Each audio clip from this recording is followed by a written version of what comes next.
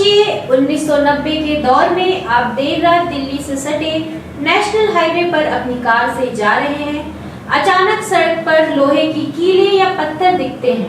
आप गाड़ी रोकते हैं और अगले ही पल झाड़ियों से निकले कुछ पढ़े लिखे वेल ड्रेस्ड नौजवान आपको घेर लेते हैं। वे कोई आम अनपढ़ लुटेरे नहीं थे।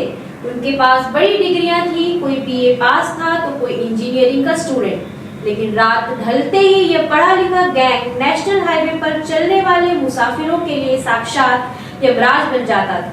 नमस्कार, मैं हूं स्वास्तिका भट्ट और मैं आपका स्वागत करती हूं जन मीडिया टीवी के स्पेशल स्टोरी पे। 1990s के नेशनल हाईवे सीरियल मर्डर्स की यह कहानी है, एक ऐसा केस जिसने पूरे उत्तर भारत के हाईवे पर खौफ का वो मंजर पैदा किया कि देर रात 8 बजे के बाद ड्राइवरों ने गाड़ियां चलाना बंद कर दिया था। अक्टूबर 1994 की रात दिल्ली, नोएडा और गाजियाबाद को जोड़ने वाले नेशनल हाईवे पर अचानक एक के बाद एक गाड़ियां गायब होने लगी।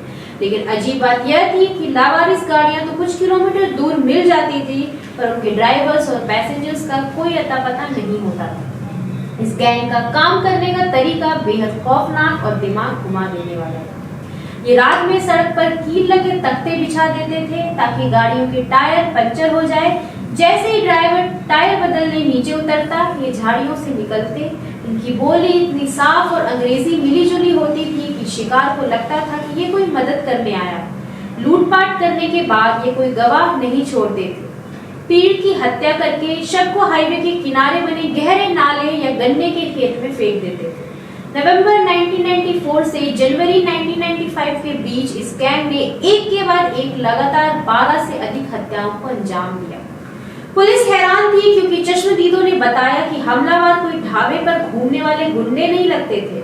वे जीन्स, ब्रांडेड जैकेट्स और जूते पहनते थे। वे आपस में अंग्रेजी और शुद्ध हिंदी में बात करते थे। दिसंबर 1994 में इन्होंने एक बड़े बिजनेसमैन की कार रोकी। बिजनेसमैन ने उन्हें अपने सारे पैसे और सोने की चेन दे दी और जान की भीख मांगी। लेकिन गैंग के लीडर ने बहुत ठंडे दिमाग से कहा, सॉरी ब्रदर, एजुकेटेड लोगों की यही प्रॉब्लम है, हम गवाह नहीं छोड़ते, और उसने ट्रिगर दबा दिया। इस खौफनाक सिलसिले को रोकने के लिए पुलिस ने स्पेशल टास्क फोर्स बनाई, लेकिन इस गैंग को पकड़ना लगभग नामुमकिन लग रहा था क्योंकि वे कभी घटनास्थल पर कोई सुराग नहीं छोड़ते थे। लेकिन फरवरी 1995 में गैंग के एक सदस्य ने बचकानी गलती कर दी। एक हत्या के बाद उन्होंने कार से एक महंगा सोनी का कार स्टीरियो और एक पेजर चुराया था।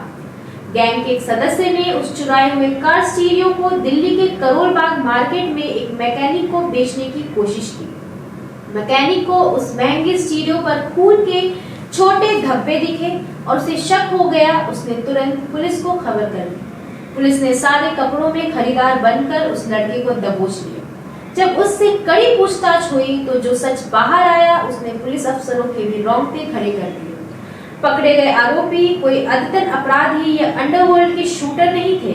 गैंग का मास्टरमाइंड एक भटका हुआ ग्रेजुएट था जो महंगे शौक, जुए और अय्याशी की जिंदगी जीने के लिए शॉर्टकट ढूंढता रहा। उसके साथ उसके कॉलेज के दोस्त शामिल थे।